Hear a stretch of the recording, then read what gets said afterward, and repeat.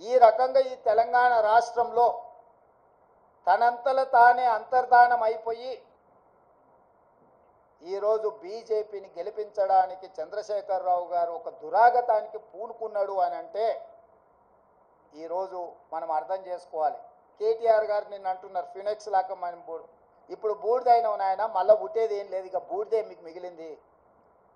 ఆ బూడిద తీసుకెళ్ళి మీ బావకు మీ నాయనకి ఇద్దరికి బుయ్యి ముఖానికి సరిపోతుంది, గాడికి మీ కథ సుఖాంతం అయిపోతుంది.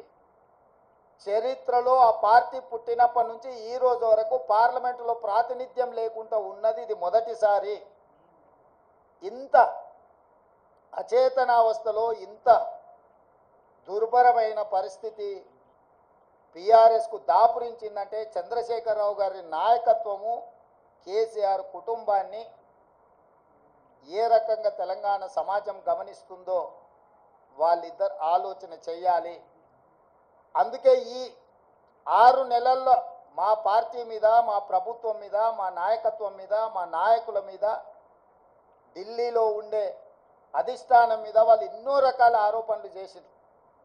ఈ ఆరోపణల నేపథ్యంలో బీఆర్ఎస్కు ఒక గుండు సున్నా ఇచ్చారు తెలంగాణ ప్రజలు.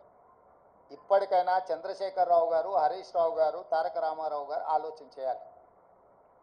ప్రజలు ఎన్నుకున్న ప్రభుత్వాన్ని 100 రోజులు పూర్తి కాకముందే కోట్లాది శాపనార్థాలు పెట్టడం ద్వారా ఈ ప్రభుత్వాన్ని అస్థిరపరచాలన్న ఆలోచనతో, ఈ ప్రభుత్వాన్ని పడగొట్టాలన్న కుట్రలతో వ్యవహరిస్తే ప్రజలు పూర్తిగా బీఆర్ఎస్ను తిరస్కరించడం జరిగింది.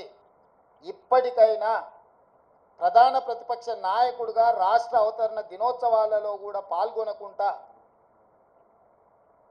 ఏవో చిల్లర మల్లర కారణాలు చూపించడం ద్వారా మీరు ప్రజాస్వామిక వ్యవస్థనే అవమానించే విధంగా వ్యవహరించిన తీరు ప్రజలు గమనిస్తున్నారు.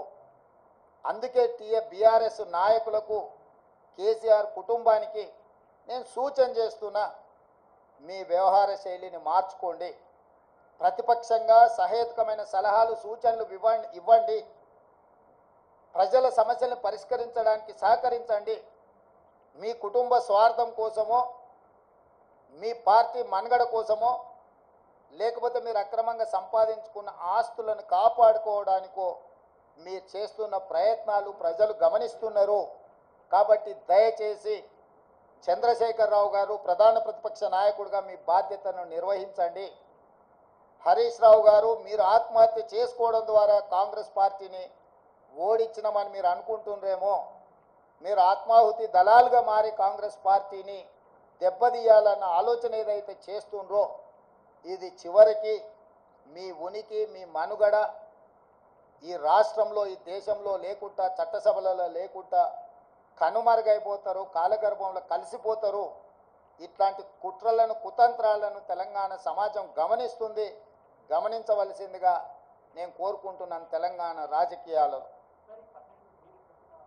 అదేవిధంగా కేంద్ర రాజకీయాల దగ్గరికి వస్తేనే కేంద్రంలో 2014లో